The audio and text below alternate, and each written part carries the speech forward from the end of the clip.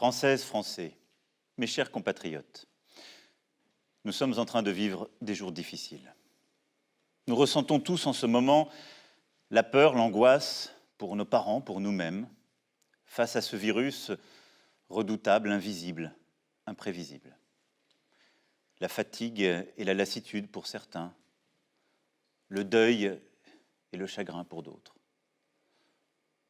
Cette période est encore plus difficile à vivre lorsqu'on habite à plusieurs dans un appartement exigu, lorsqu'on ne dispose pas chez soi des moyens de communication nécessaires pour apprendre, se distraire, échanger.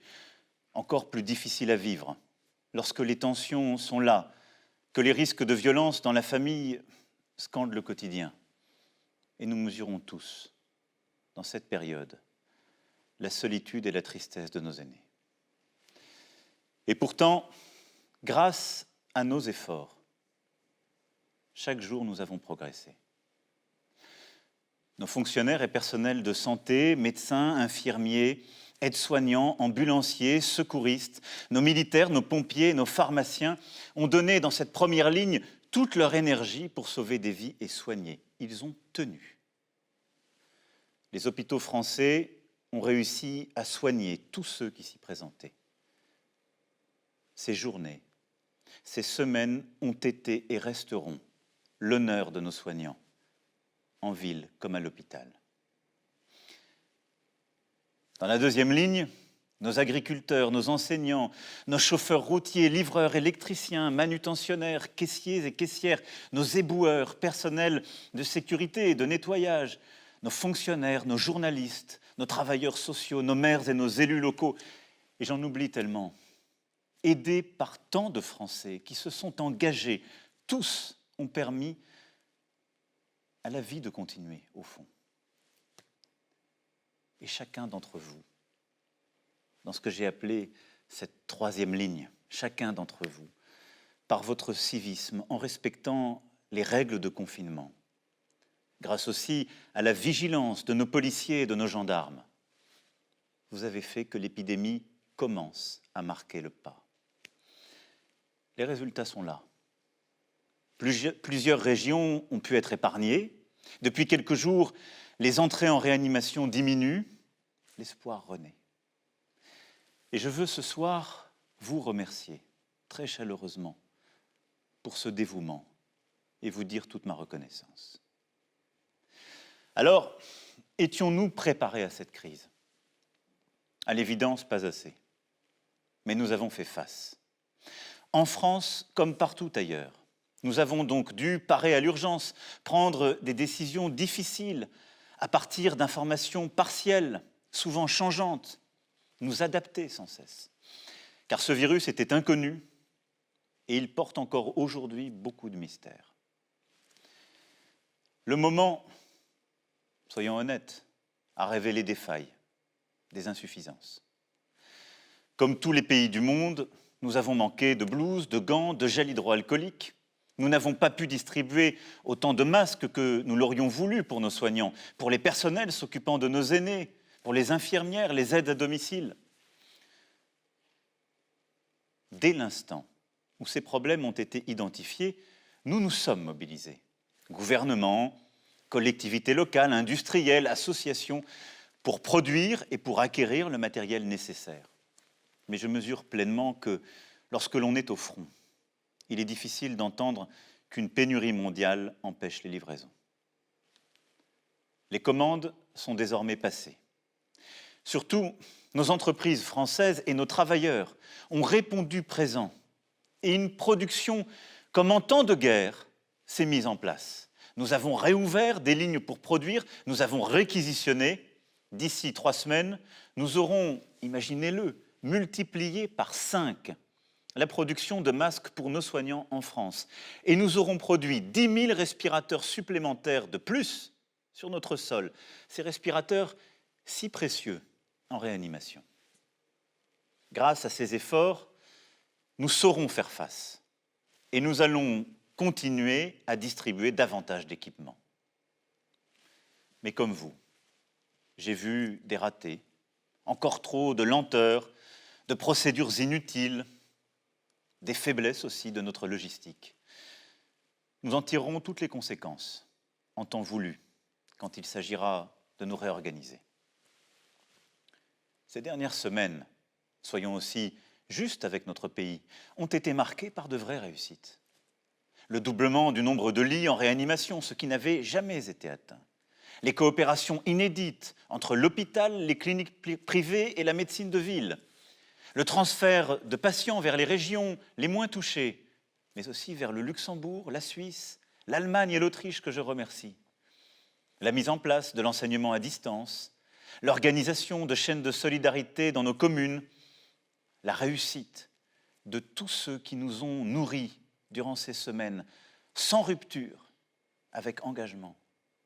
Le rapatriement de plusieurs dizaines de milliers de ressortissants français et européens depuis des pays du monde entier et le soutien aux Français de l'étranger. Très souvent, ce qui semblait impossible depuis des années, nous avons su le faire en quelques jours. Nous avons innové, osé, agi. Au plus près du terrain, beaucoup de solutions ont été trouvées. Nous devrons nous en souvenir, car ce sont autant de forces pour le futur. Mes chers compatriotes, si je tenais à m'adresser à vous ce soir, après avoir largement consulté ces derniers jours, c'est pour vous dire en toute transparence ce qui nous attend pour les prochaines semaines et les prochains mois. L'espoir renaît, je vous le disais, oui, mais rien n'est acquis. Dans le Grand Est, comme en Île-de-France, les services hospitaliers sont saturés. Partout, en Hexagone comme dans les Outre-mer, le système est sous tension et l'épidémie n'est pas encore maîtrisée. Nous devons donc poursuivre nos efforts et continuer d'appliquer les règles. Plus elles seront respectées, plus nous sauverons de vies. C'est pour cela que le confinement le plus strict doit encore se poursuivre jusqu'au lundi 11 mai. C'est durant cette période le seul moyen d'agir efficacement. C'est la condition pour ralentir encore davantage la propagation du virus, réussir à retrouver des places disponibles en réanimation et permettre à nos soignants de reconstituer leurs forces.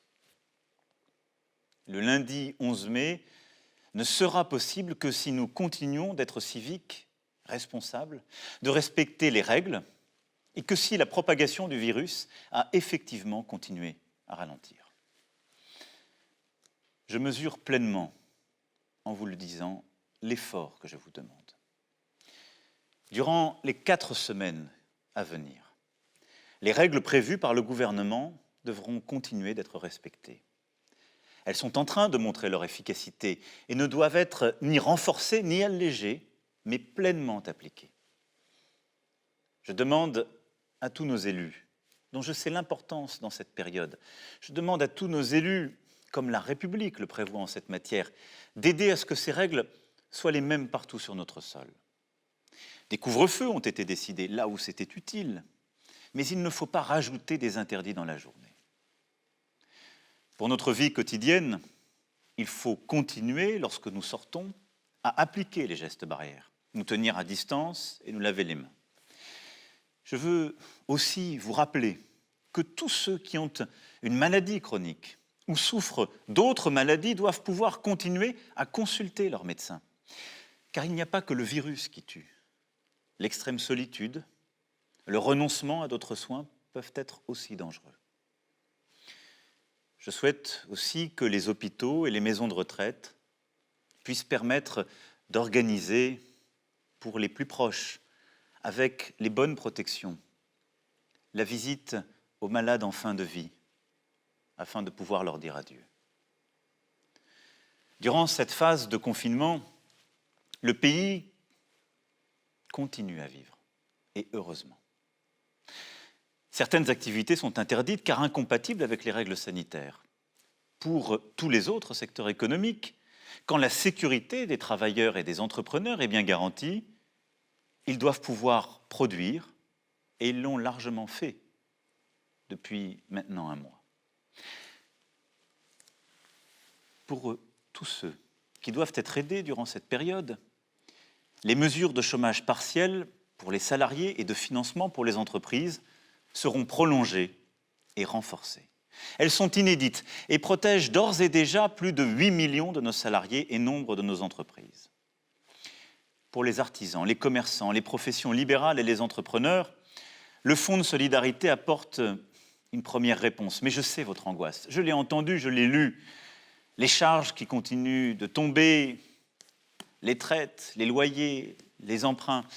C'est pourquoi j'ai demandé au gouvernement d'accroître fortement les aides, de les simplifier pour vous permettre de surmonter cette période. Je souhaite que les banques puissent décaler toutes les échéances beaucoup plus massivement qu'elles ne l'ont fait. Et les assurances doivent être au rendez-vous de cette mobilisation économique. J'y serai attentif. Il y a donc un travail dans les prochains jours à poursuivre pour vous consolider économiquement dans cette période. Rapidement, un plan spécifique sera mis en œuvre pour les secteurs qui, comme le tourisme, l'hôtellerie, la restauration, la culture et l'événementiel, seront durablement affectés. Des annulations de charges et des aides spécifiques seront mises en place. Pour les plus fragiles et les plus démunis, ces semaines sont aussi très difficiles. Je veux remercier les maires, les élus locaux, les associations qui se sont fortement mobilisés aux côtés du gouvernement.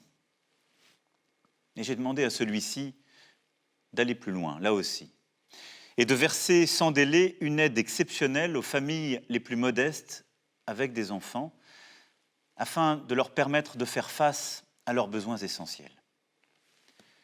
Les étudiants les plus précaires, vivant parfois loin de leur famille, en particulier lorsque celles-ci viennent d'outre-mer, seront aussi aidés. Dès mercredi, le Conseil des ministres décidera des moyens financiers nouveaux et le gouvernement apportera toutes les réponses nécessaires à chaque fois qu'il le faudra. Le 11 mai prochain, mes chers compatriotes, sera donc le début d'une nouvelle étape. Elle sera progressive. Les règles pourront être adaptées en fonction de nos résultats, car l'objectif premier demeure la santé de tous les Français. À partir du 11 mai, nous rouvrirons progressivement les crèches, les écoles, les collèges et les lycées. C'est pour moi une priorité, car la situation actuelle creuse des inégalités. Trop d'enfants, notamment dans les quartiers populaires, dans nos campagnes, sont privés d'école, sans avoir accès au numérique, et ne peuvent être aidés de la même manière par les parents. Dans cette période, les inégalités de logement, les inégalités entre familles sont encore plus marquées. C'est pourquoi nos enfants doivent pouvoir retrouver le chemin des classes. Le gouvernement, dans la concertation, aura à aménager des règles particulières, organiser différemment le temps et l'espace, bien protéger nos enseignants et nos enfants avec le matériel nécessaire.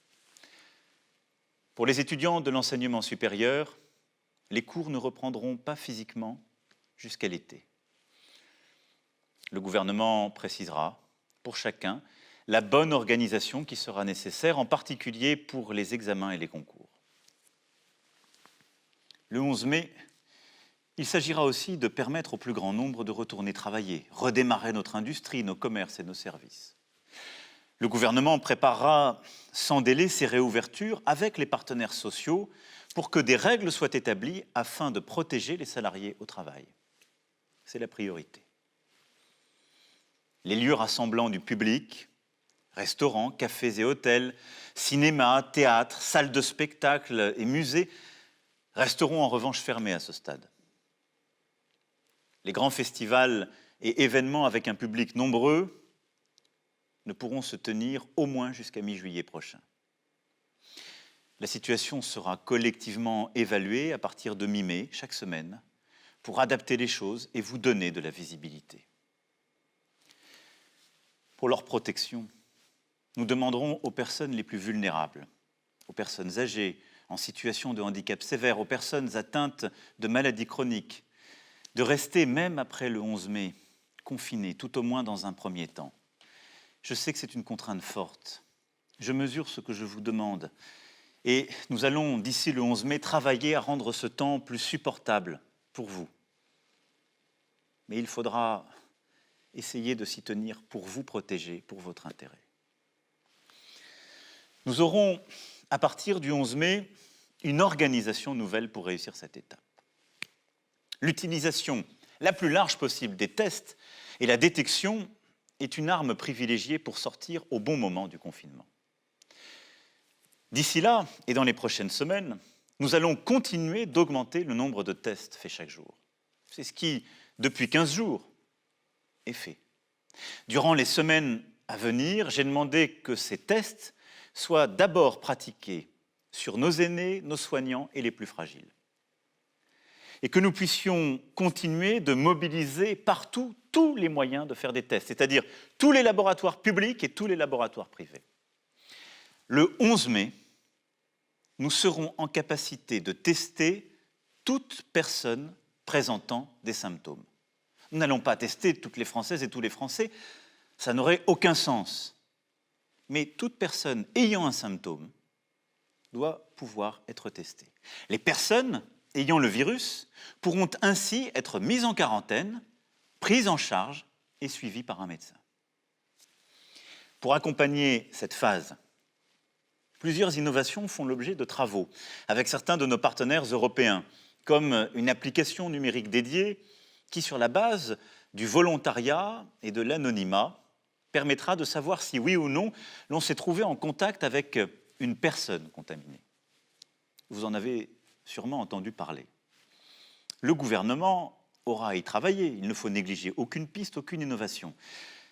Mais je souhaite qu'avant le 11 mai, nos assemblées puissent en débattre et que les autorités compétentes puissent nous éclairer. Car cette épidémie ne saurait affaiblir notre démocratie ni mordre sur quelques libertés.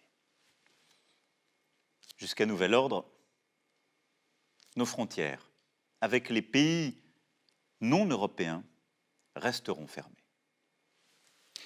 Nous déploierons ensuite tous les moyens nécessaires à la protection de la population. En complément des gestes barrières que vous connaissez bien et qu'il vous faudra continuer à appliquer, l'État, à partir du 11 mai, en lien avec les maires, devra permettre à chaque Français de se procurer un masque grand public. Pour les professions les plus exposées et pour certaines situations comme dans les transports en commun, son usage pourra devenir systématique. Ce sera possible grâce à nos importations et grâce à la formidable mobilisation d'entrepreneurs et de salariés partout sur le territoire pour produire massivement ce type de masque. Le gouvernement présentera d'ici 15 jours, sur la base de ces principes, le plan de l'après-11 mai et les détails d'organisation de notre vie quotidienne. Des points de rendez-vous réguliers se tiendront pour que nous puissions adapter les mesures prises et ensemble décider de manière régulière d'ajuster les choses. Alors, à quelle échéance dès lors peut-on espérer entrevoir la fin définitive de cette épreuve? Quand pourrons-nous renouer avec la vie d'avant? Je sais vos questionnements, je les partage. Ils sont légitimes. J'aimerais tellement pouvoir tout vous dire et vous répondre sur chacune de ces questions, mais en toute franchise, en toute humilité, nous n'avons pas de réponse définitive à cela. Aujourd'hui, d'après les premières données qui seront prochainement affinées par ce qu'on appelle les tests sérologiques, une très faible minorité de Français ont contracté le Covid-19. Ce qui veut dire que nous sommes loin de ce que les spécialistes appellent l'immunité collective, c'est-à-dire ce moment où le virus arrête de lui-même sa circulation parce que suffisamment d'entre nous l'avons eu. C'est pourquoi la première voie pour sortir de l'épidémie est celle des vaccins. Tout ce que le monde compte de talents, de chercheurs, y travaille. La France est reconnue en la matière et a d'excellentes ressources. Parce que c'est sans doute la solution la plus sûre, même s'il faudra plusieurs mois au moins pour la mettre en œuvre. Notre pays investira encore plus massivement dans la recherche. Et je porterai dans les prochains jours une initiative avec nombre de nos partenaires en votre nom pour accélérer les travaux en cours. La seconde voie, ce sont les traitements. Nous y travaillons depuis le premier jour. Il y a eu, je le sais, beaucoup de débats dans le pays. Toutes les options sont explorées. Et notre pays est celui qui a engagé le plus d'essais cliniques en Europe. J'ai tenu moi-même à comprendre chacune des options possibles, à m'assurer que tout était essayé dans les meilleurs délais et avec rigueur. Il ne s'agit pas de donner un traitement si on n'est pas sûr, mais de procéder à tous les essais cliniques pour que toutes les pistes soient poursuivies. Et croyez-le, nos médecins, nos chercheurs travaillent d'arrache-pied. Aucune piste n'est négligée, aucune piste ne sera négligée, je m'y engage. Voilà, ce soir, je partage avec vous ce que nous savons et ce que nous ne savons pas. Nous finirons par l'emporter, mais nous aurons plusieurs mois à vivre avec le virus. Avec humilité, il nous faut aujourd'hui décider et agir en tenant compte des incertitudes. Avec lucidité, oui, parce que regardez l'Asie. Le virus semblait avoir été vaincu et il revient dans de nombreux pays qui, à nouveau, décident de refermer leurs économies. Il nous faut donc procéder avec calme et courage. Mais ce que je sais à ce moment, mes chers compatriotes, c'est que notre nation se tient debout, solidaire, dans un but commun. On disait que nous étions un peuple indiscipliné, et voilà que nous respectons des règles, des disciplines parmi les plus rigoureuses jamais imposées à notre peuple en temps de paix. On disait que nous étions un peuple épuisé, routinier, bien loin de l'élan des fondations. Et voilà que tant d'entre vous rivalisent de dévouement, d'engagement face à l'inattendu de cette menace. Nous voilà tous solidaires, fraternels, unis. Concitoyens d'un pays qui fait face, concitoyens d'un pays qui débat, qui discute, qui continue de vivre sa vie démocratique, mais qui reste unis. Et je veux ce soir partager avec vous, au cœur de l'épreuve, cette fierté. Cette certaine idée qui a fait la France est bien là, vivante et créatrice. Et cela doit nous remplir d'espoir. C'est nous. Durant les semaines à venir, le gouvernement, le Parlement, notre administration, avec nos maires et nos élus locaux, auront à préparer la suite. Pour ce qui me concerne, je tâcherai de porter en Europe notre voix afin d'avoir plus d'unité, de solidarité. Les premières décisions ont été dans le bon sens. Et nous avons beaucoup poussé pour cela, qu'il s'agisse de la Banque centrale européenne, de la Commission européenne ou des gouvernements. Mais nous sommes à un moment de vérité qui impose plus d'ambition, plus d'audace, un moment de refondation. Nous devons aussi savoir aider nos voisins d'Afrique à lutter contre le virus plus efficacement, à les aider aussi sur le plan économique en annulant massivement leurs dettes. Oui, nous ne gagnerons jamais seuls, parce qu'aujourd'hui, à Bergame, Madrid, Bruxelles, Londres, Pékin, New York, Alger ou Dakar, nous pleurons les morts d'un même virus. Alors si notre monde sans doute se fragmentera, il est de notre responsabilité de bâtir dès aujourd'hui des solidarités et des coopérations nouvelles. Il nous reviendra aussi, dans les prochaines semaines, de préparer l'après. Il nous faudra rebâtir notre économie plus forte afin de produire et redonner plein espoir à nos salariés, nos entrepreneurs, garder notre indépendance financière. Il nous faudra rebâtir une indépendance agricole, sanitaire, industrielle et technologique française et plus d'autonomie stratégique pour notre Europe. Cela passera par un plan massif pour notre santé, notre recherche, nos aînés, entre autres. Il nous faudra nous rappeler aussi que notre pays, aujourd'hui, tient tout entier sur des femmes et des hommes que nos économies reconnaissent et rémunèrent si mal. Les distinctions sociales ne peuvent être fondés que sur l'utilité commune. Ces mots, des Français les ont écrits il y a plus de 200 ans. Nous devons aujourd'hui reprendre le flambeau et donner toute sa force à ce principe. Il nous faudra bâtir une stratégie où nous retrouverons le temps long, la possibilité de planifier la sobriété carbone, la prévention, la résilience, qui seuls peuvent permettre de faire face aux crises à venir. Ces quelques évidences s'imposent aujourd'hui à nous, mais ne suffiront pas. Et je reviendrai donc vers vous pour parler de cet après. Le moment que nous vivons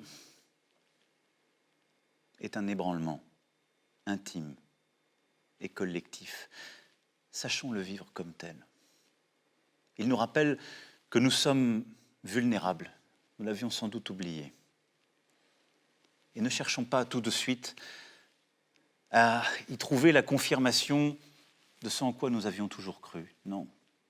Sachons dans ce moment sortir des sentiers battus, des idéologies, et nous réinventer.